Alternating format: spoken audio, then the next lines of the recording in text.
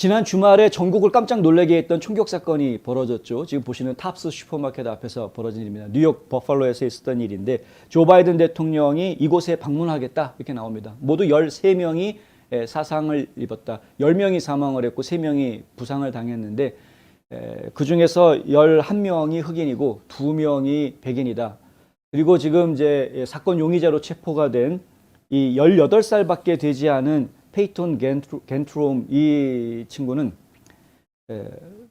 이미 작년에도 자신이 다니고 있던 고등학교에다가 총기 난사하겠다고 위협을 한 적이 있었다라는 이야기가 경찰에서 나왔고요. 그리고 이날도 지난 토요일 날 사건을 저지를 때에도 이 헬멧을 쓰고 헬멧에다가 카메라를 달아놓고 트위치라는 스트리밍 플랫폼을 통해서 생방송을 해가면서 이 총질을 했다라는 이야기가 나와 있습니다. 트위치에서는 사건이 발생한 지 2분 만에 이 생방송 중계를 차단한 것으로 알려졌는데 하여튼 처음부터 계획적으로 움직였던 것이고 그리고 인종차별적인 그런 색채가 강한 그런 인물이었고 만약에 이번 사건에서 경찰의 제재를 받지 않았다면은 추가로 사건을 더 벌일 계획까지도 가지고 있었던 것으로 그렇게 지금 알려져 있습니다. 인종차별 문제, 특히 흑인에 대한 백인 인종차별 문제 얘기가 탁 나오니까 조 바이든 대통령이 이곳에 방문하겠다라는 이야기도 바로 이어서 나옵니다. 내일 방문하겠다고 하는데요. 질 바이든 영부인하고 함께 방문하겠다고 합니다. 바이든 대통령은 작년 3월, 지금 한 1년 좀 넘었네요. 작년 3월에 비슷한 이유로 애틀란타에 온 적이 있었는데요. 당시에 애틀란타에서는 스파 세 곳이, 마사지 팔러죠. 세 곳에서 총격을 벌여가지고요. 8명을 사망하게 한 그런 사건이 있었습니다. 그 8명 사망자 중에 6명이 에이시안 여성이었습니다. 그래서 이것이 아시안에 대한 증오범죄다 해가지고 이제 말들이 많았었죠. 저희는 그걸 증오범죄라고 이야기하고 싶지는 않습니다만은 하여튼 그것이 상당히 논란이 된 적이 있었습니다. 그때도 바이든은 아틀란타를 방문했었고요. 이번에도 지금 이제 버펄로를 방문하겠다 이렇게 된 겁니다. 바이든이 뭐라고 얘기를 했냐면 미국에서 미움은 안전한 항구를 가질 수 없다. 이게 지금 증오범죄에 대한 이야기를 하고 있는 것이죠. 그만둬야 한다. 그리고 그것은 우리 모두가 함께 멈춰야 하는 것이다 라고 이야기한 적이 있습니다. 이 증오범죄에 대한 이야기는 정치인 입장에서는 아주 얘기하기가 좋은 소재거리가 되어집니다. 특히 민주당 정치인한테는. 왜냐하면은 한 가지는 총기 규제를 이야기할 수 있는 좋은 빌미가 될 수 있고요.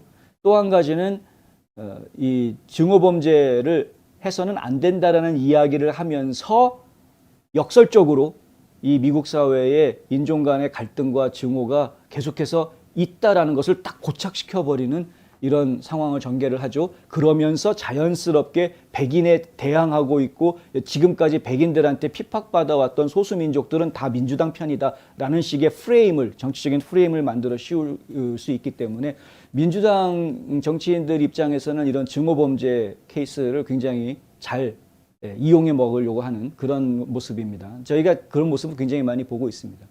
그런데 과연 그것이 증오범죄이냐 아니냐 하는 부분은 정말 심각하게 생각을 해봐야 될 부분이고요.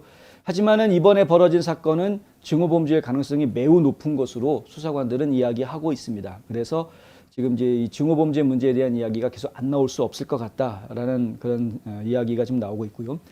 한 발 더 나가서 민주당 쪽에서는 지금 이 겐트롬이 공화당원이다라는 말까지 지금 나오고 있습니다. 겐트롬은 아주 골수 공화당원이다. 이제 18살인데 무슨 골수 하여간 골수 공화당원이다. 급진 우파, 그러니까 극우의 성향을 가진 골수 공화당원이다 해가지고 이 겐트롬을 내세워서 공화당원 전체가 다 이러한 그 급진 우파의 생각을 가지고 있는 이런 인종차별적인 생각을 가지고 있는 사람들로 매도하려고 하고 있습니다. 지금 민주당 쪽에서는. 그러한 공격이 있을 수 있다는 부분에 대해서는 충분히 인지를 좀 해야 될 것 같고요. 그런데 문제가 이제 저희가 지적을 해야 될 부분이 뭐냐면 바이든이 이렇게 사고 현장에 가가지고 희생자들을 위로해주고 같이 슬퍼해주는 거는 좋다 이거죠. 대통령으로서 충분히 할 수 있는 일이기는 합니다. 문제는 뭐냐면 그런데 왜 바이든은 작년 크리스마스 퍼레이드 때 한 남성이 자신의 차를 돌진해가지고 6명이 죽고 60명이 부상당하게 했던 그 사건 현장, 위스콘신주 워케샤, 왜 거기에는 방문하지 않았는가? 이 사건보다 오히려 더 큰 사건 아니었는가 하는 거죠. 2019년 3월 한 식료품점에서 괴한이 10명을 살해했던 콜로라도주 볼더, 이 사건이 벌어진 곳에는 왜 안 갔는가? 2021년 4월 페덱스 시설에서 괴한이 총기 막 난사해가지고 9명 살해했던 인디애나폴리스, 거기는 또 왜 안 갔는가?